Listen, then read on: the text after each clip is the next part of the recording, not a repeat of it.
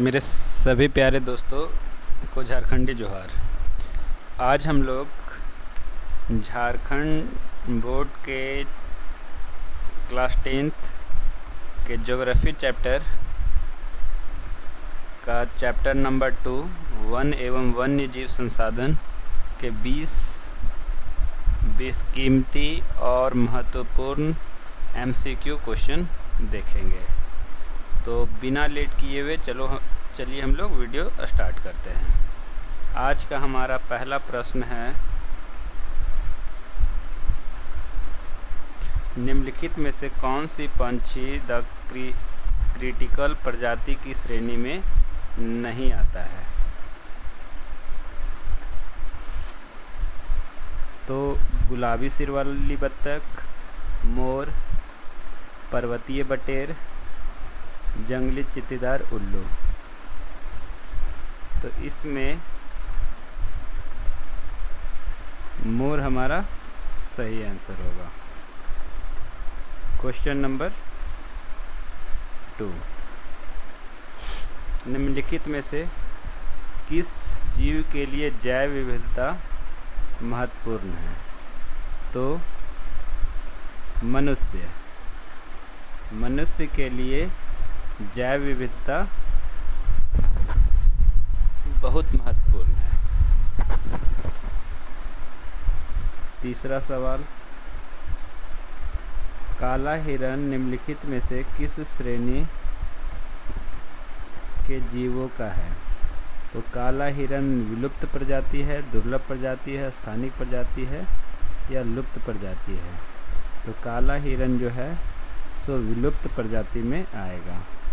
काला हिरण के बारे में जान लीजिए कि राजस्थान का एक समाज है विश्नोई समाज, वो काले हिरण की पूजा करता है।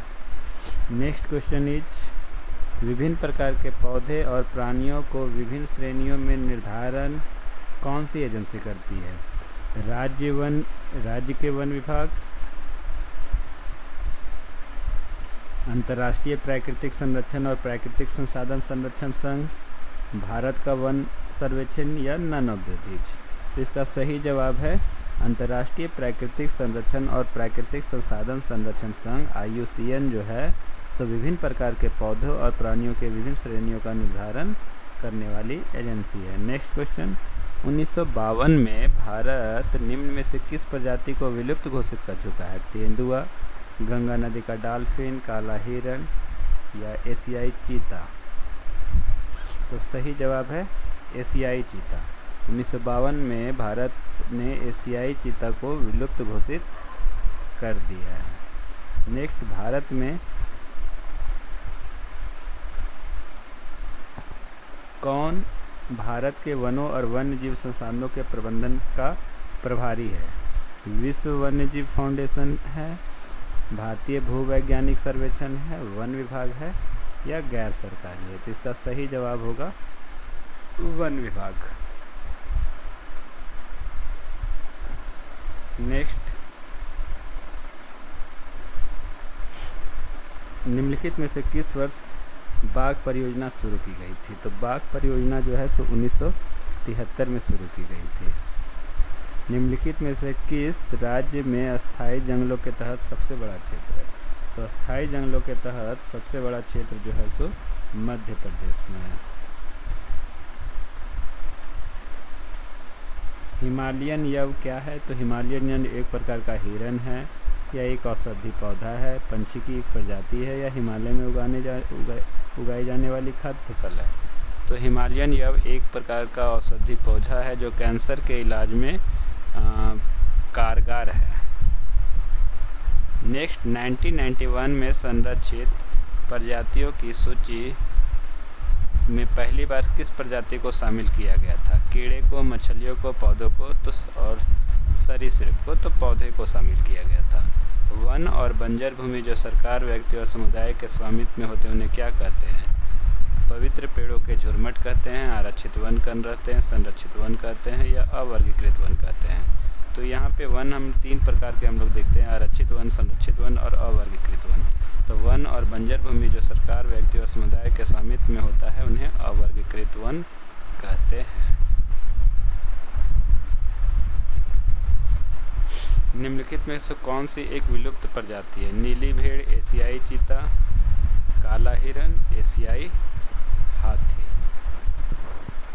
तो इसमें से विलुप्त प्रजाति एशियाई चीता है। निम्नलिखित में से कौन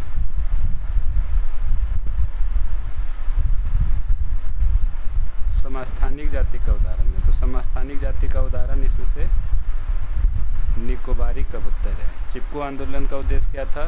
मानव अधिकार, राजनीतिक अधिकार, कृषि विस्तार, वन संरक्षण। तो चिपको आंदोलन का मेन उद्देश्य जो था वो वन संरक्षण था, और ये सुंदरलाल बहुगुणा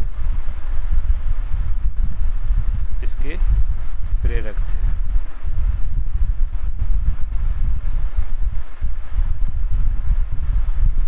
नेक्स्ट है, सरिस्का वन्य जीव अभयारण्य किस राज्य में स्थित है? तो सरिस्का वन्य जीव अभयारण्य राजस्थान में है। भारत में वनस्पतियों की कितनी प्रजाति पाई जाती है? तो 47,000 वनस्पतियों की प्रजाति भारत में पाई जाती है। सुंदरवन राष्ट्रीय पार्क किस राज्य में स्थित है? तो सुंदरवन राष्ट्रीय पार्क जो है सो पश्चिम बंगाल में स्थित है। बीज बचाओ आंदोलन क्या था? रासायनिक खादों से अधिक उत्पादन था। टिहरी के किसानों द्वारा बिना रासायनिक खाद के फसलों का उत्पादन था। हरित क्रांति था। पेड़ों का उगाना था। तो इसका सही जवाब है टिहरी के किसानों द्वारा बिना रासायनिक खाद के फसलों का उत्पादन।